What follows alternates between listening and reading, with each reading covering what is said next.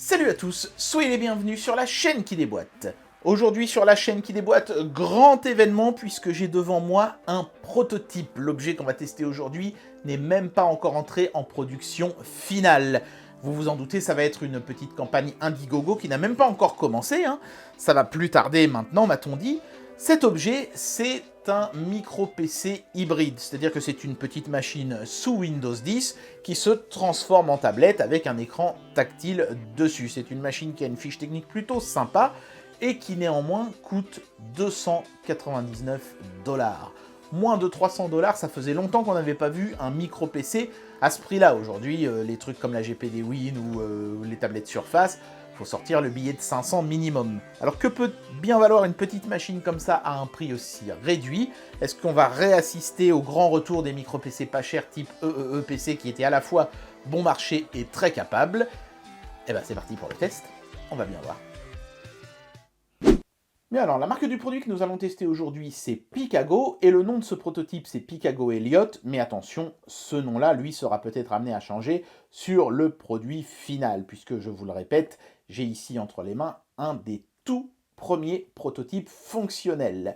C'est obligatoire pour lancer une campagne Indiegogo d'avoir des prototypes fonctionnels, et plutôt que de les foutre en l'air une fois que la campagne Indiegogo a commencé, j'imagine qu'ils préfèrent les envoyer aux testeurs, et c'est pour ça que j'ai l'honneur aujourd'hui de tester pour vous ce tout premier prototype. Ça fait vraiment plaisir, on se sent privilégié d'être le premier à avoir un objet dans le monde, même si évidemment on a souvent des versions inférieures au produit final, qui est plus peaufiné, plus soigné et qui a des fonctionnalités en plus. Alors on va tout de suite d'ailleurs évacuer une des fonctionnalités que moi je n'ai pas, mais qui sera sur le produit final, donc que je ne pourrai pas vous montrer pendant le test, c'est la présence de la 4G intégrée. C'est-à-dire qu'il sera possible dans cet appareil de mettre une carte SIM et de se connecter à la 4G où qu'on soit dans le monde, sous réserve évidemment d'avoir du forfait data, ce qui en fera vraiment l'appareil idéal pour surfer, puisqu'on est sur du Windows 10, donc on aura le vrai Internet, pas un Internet mobile de smartphone ou de tablette, et le tout sans avoir besoin de faire des branchements ou des partages de connexion un petit peu compliqués. Mais moi, ça, je ne l'ai pas, donc je ne pourrais pas vous le montrer. Voilà, donc on a évacué ça. Après, pour tout le reste, normalement, vous aurez peu ou prou la même chose que ce que moi j'ai sur ce prototype. Voilà, donc du coup, l'emballage, comme c'est un prototype, reste assez vague sur les performances, mais on sait qu'on a un écran de 7 pouces, qui est IPS, qui tourne à 360 degrés, qui est léger et qui est tactile. Moi, je peux déjà vous rajouter un certain nombre d'éléments qui seront à même de ne pas changer, comme le fait qu'on est sur du Full HD+, c'est-à-dire 1980 sur 1200, c'est énorme pour du 7 pouces. Ça va vraiment nous permettre d'avoir une qualité superbe. On a 8 Go de RAM, 128 Go de stockage eMMC et un processeur Intel Atom 8350. C'est pas ce qui se fait de mieux en termes d'Intel Atom. Et puis on aurait bien aimé avoir un Core M. Mais pour rester dans la barre stratégique des moins de 300 $, il fallait forcément faire une coupe sombre quelque part. Et ça a été ça. Voilà, ils ont mis un petit proco là-dessus. Mais vous allez voir que ce choix n'est pas que économique. On va procéder au déboîtage. Alors le nom Elliot, il est marqué sur le côté, pour ceux qui se posaient la question. Regardez ça, on a une sorte de petit papier calque sur le dessus. On se croirait presque devant une boîte de chocolat de Noël. C'est magnifique. Voilà. En dessous, c'est assez minimaliste, mais là encore, c'est peut-être aussi parce qu'on est sur un prototype. On a le câble de recharge qui est un câble en USB type C. Ça, c'est bien, ils nous ont épargné le micro USB, comme quoi on peut faire du pas cher avec du micro USB, avec de l'USB type C, pardon. Et ce câble, il est plutôt de belle longueur, il est plutôt de belle qualité aussi, c'est une bonne surprise. Vous voyez, il a une belle section bien épaisse, mais il ne vient pas avec un chargeur, donc il faudra utiliser celui de votre smartphone. La bonne nouvelle, c'est que contrairement par exemple à une GPD Win 2, vous pouvez prendre un chargeur de 5 volts à 2 ampères, ce sera amplement suffisant pour recharger le Picago. Et donc le Picago en lui-même, il est dans son petit sachet en plastique ici, pour le moment on va le mettre là, on y reviendra plus tard. Et bonne petite surprise, il y a aussi une petite notice, un petit manuel qui n'est pas bien exhaustif, vous voyez, il n'y a que quelques pages, mais ça vous donne les principales caractéristiques et les principaux organes de la machine, et même quelques petites notions sur Windows 10, donc c'est fort sympa. Du coup, vous partez avec un minimum de connaissances. Quand on achète un PC de marque en général, ils n'ont pas ce genre de petites attentions, donc ça fait quand même plaisir. Le Picago en lui-même se présente vraiment d'une manière très monolithique. Comprenez par là que c'est un bête rectangle noir, hein, avec quelques petites courbes par-ci par-là quand même, hein. On voit bien ici qu'il y a une petite courbure, vous voyez, dans les angles. C'est quand même assez subtilement fait, mais comme ça, de loin, hein, c'est vraiment l'impression d'avoir une sorte de petit pavé noir, qui manque pas d'une certaine élégance, justement. Moi, j'aime bien ce côté passe-partout dans le design, qui me plaît bien personnellement. Avec le petit logo Picago juste discrètement engravé sur le haut ici, qui, quand on dépliera l'appareil, sera écrit dans le bon sens, puisque là, on pourrait avoir l'impression que c'est à l'envers, mais en fait, il faut voir que quand il sera ouvert, on le verra comme ça. Voilà, après, au niveau connectique, on est plutôt pas mal. On a de l'USB type C, qui est un vrai USB type C, c'est pas juste pour la recharge, donc on pourra brancher pas mal de choses là-dessus. Le voyant de recharge, une prise USB 3 full size, une sortie HDMI micro, une prise casque, eh oui, parce que ça se fait rare de nos jours, mais Picago en a mis une. Et puis ici, la fente donc pour mettre une carte micro SD. On a 128 Go de stockage intégré, donc c'est très généreux, mais on pourra en rajouter au moins 64, par exemple, hein, en passant par la petite fente ici. Et ça, c'est franchement très cool. Bon, à part ça, il n'y a pas grand-chose d'autre à dire, hein. Ici, sur la façade avant, on peut voir deux haut-parleurs stéréo, qui sont plutôt pas mal, vous verrez quand on fera le test. Le dessus sur l'écran, le dessus de l'écran, il est en aluminium brossé. Le cul de l'appareil aussi, mais la majeure partie du reste du châssis est en plastique et ça se ressent quand même, hein, entre les mains. Évidemment, à ce prix-là, on ne pouvait pas avoir des matériaux premium partout, mais le fait d'en avoir quand même mis sur les grandes surfaces du dessus et du dessous maintient quand même une petite illusion de premium qui est quand même pas désagréable pour un produit dans cette gamme de prix.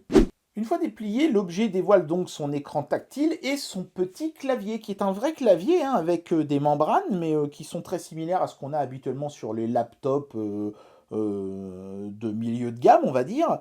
C'est plutôt agréable, même si, évidemment, forcément, hein, compte tenu du gabarit de l'objet, certaines touches sont un petit peu rikiki. La touche point, par exemple, elle est un peu petite, et en plus, elle est coincée entre deux autres touches.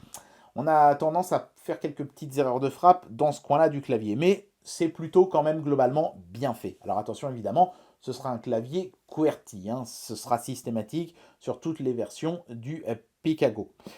Ensuite, on voit qu'on a deux micros ici, donc pour la conversation, c'est pas mal. On a du stéréo en entrée aussi. Le petit voyant pour l'alimentation, le petit voyant pour les majuscules. Donc si vous vous mettez en caps lock, ça s'allumera, vous saurez que vous êtes en majuscule. C'est pas toujours le cas sur les petites bécanes comme ça.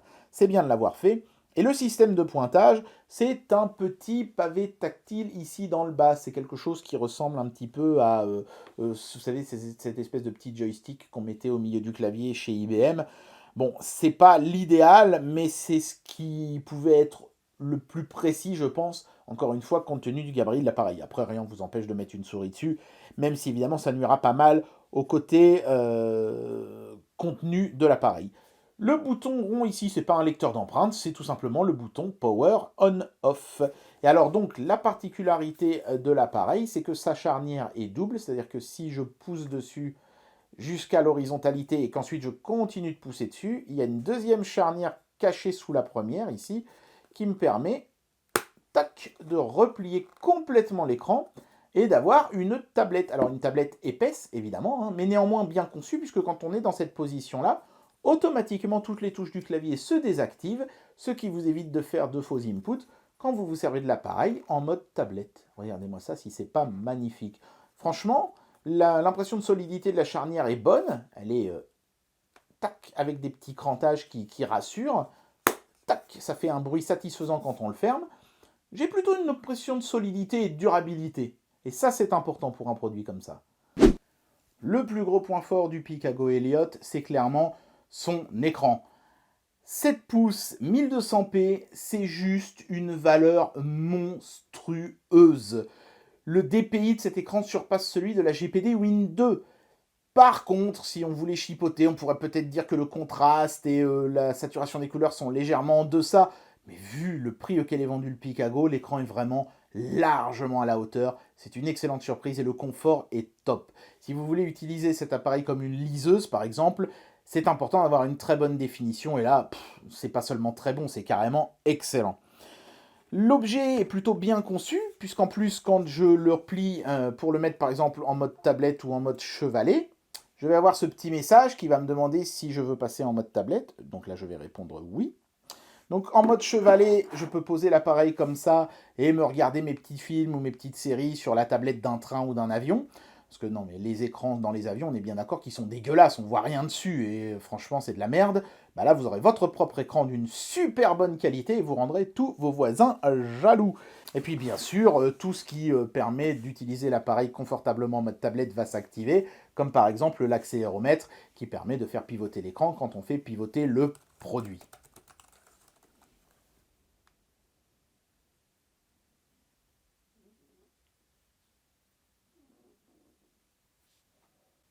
Alors évidemment, on pourrait se poser la question de pourquoi s'emmerder à trimballer un petit machin comme ça quand nos smartphones et nos tablettes peuvent désormais faire quasiment la même chose.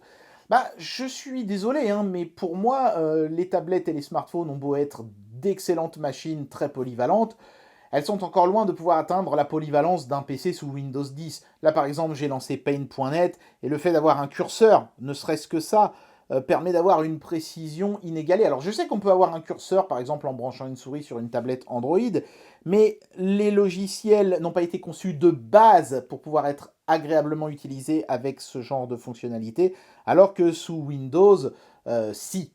Et c'est ce qui fait sa grande force. Même ne serait-ce qu'un truc comme Internet. Quand vous allez sur Internet avec une tablette ou un smartphone, la plupart du temps, vous allez arriver sur de l'Internet mobile. Il y a des bidouilles pour essayer d'afficher les sites web bureaux, mais ça marche pas sur tous les sites. Et on se retrouve donc souvent avec une expérience web qui est altérée sous un PC Windows 10, que ce soit en mode desktop ou tablette d'ailleurs. Vous aurez les vrais sites 100% complets. La plupart des sites ont été conçus pour pouvoir être cliquables. Certains ont même des menus déroulants sur lesquels il faut amener la flèche de la souris dessus. Des choses qu'on ne peut pas faire sur une tablette ou un smartphone. Donc l'expérience utilisateur reste quand même plus complète et plus polyvalente sur un PC Windows. Et puis bien sûr, n'oublions pas la présence du clavier physique qui est un gros plus par rapport aux smartphones et aux tablettes, même si là encore on peut en mettre un en Bluetooth par exemple.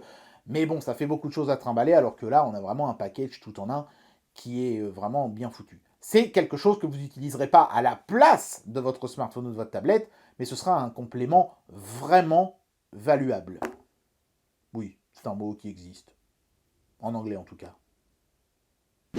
Avec 128 Go de stockage et 8 Go de RAM, le Picago Elliott offre une excellente polyvalence à l'utilisateur. Vous allez pouvoir ouvrir plusieurs applications en même temps sans problème, vous allez pouvoir faire un petit peu de retouche photo et de la bureautique sans aucun souci, mais évidemment avec un processeur Atom 8350, qui est un Proco qui a quand même 2-3 ans d'ancienneté et qui n'était pas en plus du haut de gamme à l'époque, il va y avoir un goulot d'étranglement et ça risque de se ressentir quand on lance des applications gourmandes comme par exemple les jeux. Donc le meilleur moyen d'en avoir le cœur net, c'est de lancer quelques jeux. Mais je tiens quand même à dire avant de le faire que le choix de ce processeur n'a pas été que économique pour le Picago, il a aussi été certainement lié à l'autonomie. On tourne entre 5 et 6 heures d'autonomie, ce qui est un peu juste pour une tablette, certes, mais c'est en revanche plutôt satisfaisant pour un netbook, donc ça va, c'est pas trop mal. Et puis aussi, surtout, parce que ce processeur ne chauffe pas du tout. Il y a une petite grille de ventilation ici derrière, mais le système de refroidissement est totalement passif, c'est-à-dire qu'il n'y aura aucun ventilateur qui va se mettre en route, alors que c'était le cas par exemple sur la GPD Win et la GPD Win 2. Et l'appareil ne sera jamais chaud quand vous le tenez entre les mains. Donc vous n'aurez pas une utilisation désagréable au bout d'une heure ou deux parce que le truc est en mode surchauffe. Donc il y a eu quand même une certaine réflexion. Le choix de ce processeur n'a pas été purement une façon de faire des économies, ça a été aussi une manière de concevoir l'objet en lui-même. Est-ce que ça va être pénalisant pour les jeux maintenant? Ben, on va voir ça tout de suite. On va commencer par en lancer un plutôt simple. Voilà, donc comme jeu simple, on va utiliser Cuphead, tout simplement parce que c'est un jeu en 2D, donc qui ne va pas tirer trop sur le processeur graphique. Déjà, on peut noter une chose, c'est que les haut-parleurs stéréo du Picago sont franchement sympas, ils ont de la puissance, ils sont bien, ils ne saturent pas, le rendu sonore est plutôt précis et bien équilibré. Bon, évidemment, c'est pas du niveau de bons gros haut-parleurs non plus, mais c'est une agréable surprise, compte tenu du fait qu'ils sont dirigés en plus vers le spectateur, entre guillemets, hein, puisqu'ils sont sur la tranche avant, bah on a un son qui se dirige vers nous et qui est plutôt pas trop mal du tout. Ça, c'est la bonne surprise. Maintenant, on va voir comment le jeu s'en sort en termes de perf. Je vais jouer avec le clavier, hein, ce sera plus simple. C'est parti.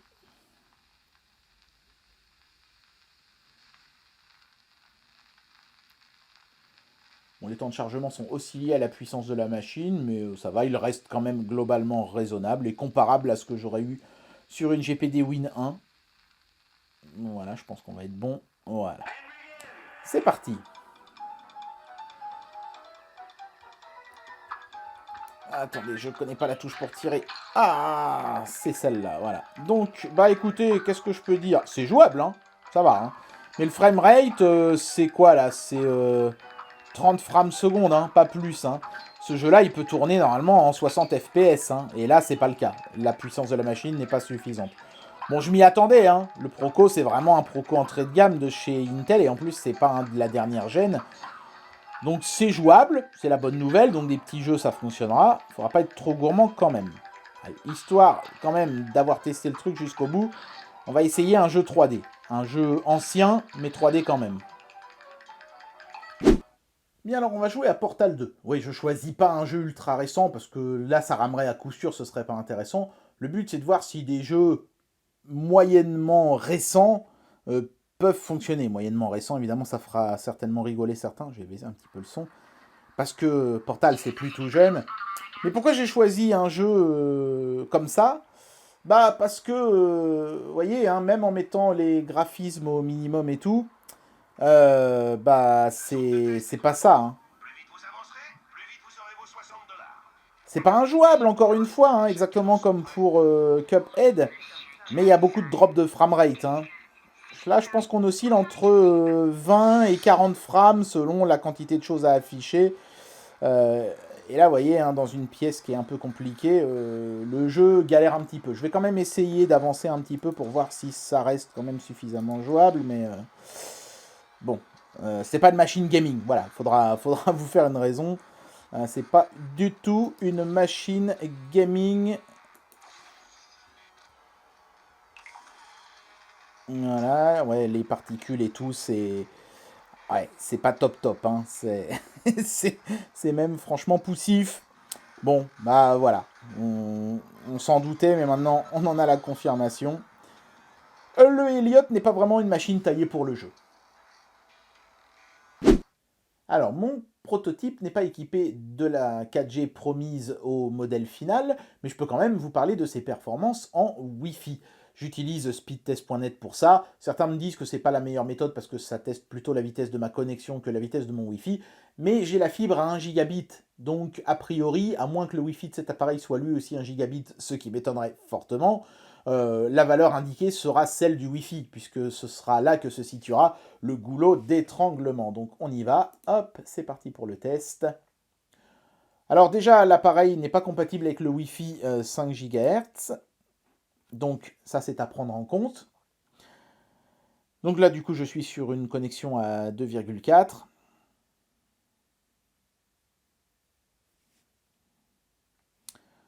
Ouais, ça tourne autour des 15 MB. Donc ils ont peut-être mis une puce Wi-Fi à 15 mégabits. Ce qui n'est pas GG, mais bon, compte tenu de l'âge du processeur, c'est pas forcément si perturbant que ça. Je voudrais voir si en upload, ça va pas plus vite.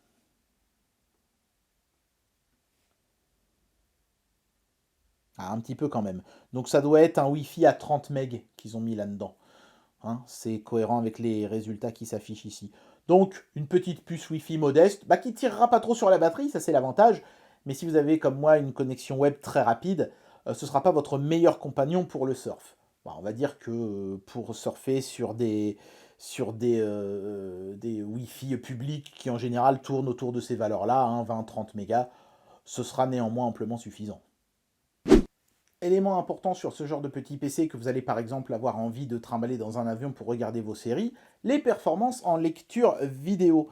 Donc là, j'ai mis de la 4K, hein, 2160p, à 30 frames par seconde, et ça fonctionne plutôt pas mal. Parfois, il y a quelques petits drops de framerate, comme ici au début, là, quand il y a le scrolling qui est forcément un petit peu compliqué à afficher, mais c'est à peine perceptible, hein, vraiment, la fluidité est plutôt bonne. Le débit semble constant et c'est magnifique sur cet écran 1200p. C'est vraiment très beau. Donc c'est un bon appareil pour lire des vidéos. Par contre, la 4K à 60 fps, bon, je ne vais pas vous la montrer, j'ai fait le test hors caméra. Ça fait des pauses de parfois 1 à 2 secondes, et puis ensuite le lecteur accélère pour rattraper le temps perdu. Donc c'est là qu'il faudra tirer un trait. Vous ne lirez pas de la 4K à 60 fps, de la 1080p oui, mais pas de la 4K. Bon, c'est en même temps peu utile sur un appareil comme ça, mais c'est toujours bon à savoir. C'est un bon lecteur vidéo pour tout ce qui est 1080p et 4K à 30 fps, comme ici. Ça marche bien. Et bien voilà, j'en arrive à la conclusion de cette vidéo et il est temps de donner une note à ce produit. Alors il ne faut pas voir le Picago comme une bête de course parce que vous allez être déçu. C'est clair qu'en jeu notamment, ses performances ne sont pas à la hauteur même un PC classique vendu le même prix, 300 €. Là, ce qu'on paye, évidemment, c'est le côté pratique de la chose, le fait que ce soit petit, le fait que ce soit hybride, le fait que l'écran soit vraiment très beau.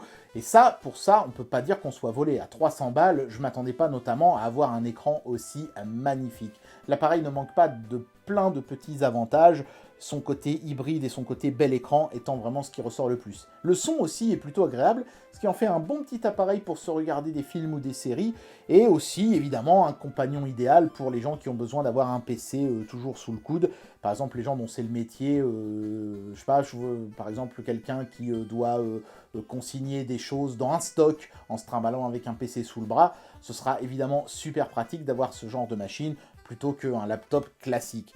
Et c'est vraiment une machine qui est très réussie. Mais évidemment, on ne peut pas s'empêcher de regretter que le processeur ne soit pas un peu meilleur. Certes, ça octroie une meilleure autonomie à l'appareil, certes, ça lui évite de chauffer, mais bon, on aurait bien aimé pouvoir se lancer un petit jeu 3D une fois comme ça de temps en temps et pouvoir faire une partie dans de bonnes conditions, ce qui n'est pas le cas du tout de cet appareil. C'est pour ça que je vais lui enlever quand même 1 étoile, parce que je pense que c'est quand même un défaut qui sera rébarbatif pour certains d'entre vous, mais pas plus, parce que ça n'est pas le concept du tout de cet objet. Et le concept de cet objet est franchement totalement assumé et totalement maîtrisé. Donc oui, j'enlève quand même 1 étoile, parce que voilà, allez, vous auriez au moins pu mettre un 8500 ou un 8750, plutôt qu'un 8350.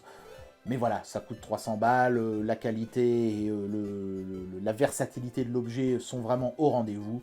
Donc 4 étoiles pour ce produit que moi personnellement j'ai beaucoup apprécié. Et bien voilà, c'était le test de ce petit Picago Elliot. Je vous rappelle qu'il s'agit d'un prototype et je me suis d'ailleurs vraiment senti honoré. Je remercie vraiment beaucoup le partenaire qui m'a envoyé cet objet, parce qu'être le premier à avoir comme ça un des tout premiers prototypes d'un objet, bah forcément, quoi, c'est valorisant. Je suis un des premiers à l'avoir entre les mains, un des premiers à vous le faire découvrir, et c'était franchement une chouette découverte, même si évidemment, avec sa fiche technique qui a été un petit peu rabiotée pour atteindre le prix de vente de 300 $, et ben malgré tout, on est face à une machine qui a été capable de faire à peu près tout ce que j'aurais voulu qu'une machine comme ça fasse. Et c'est bien ça le principal, l'expérience utilisateur a été respectée. J'espère que cette vidéo vous aura plu, et moi je vous dis à très bientôt pour un prochain test. Allez, tchuss!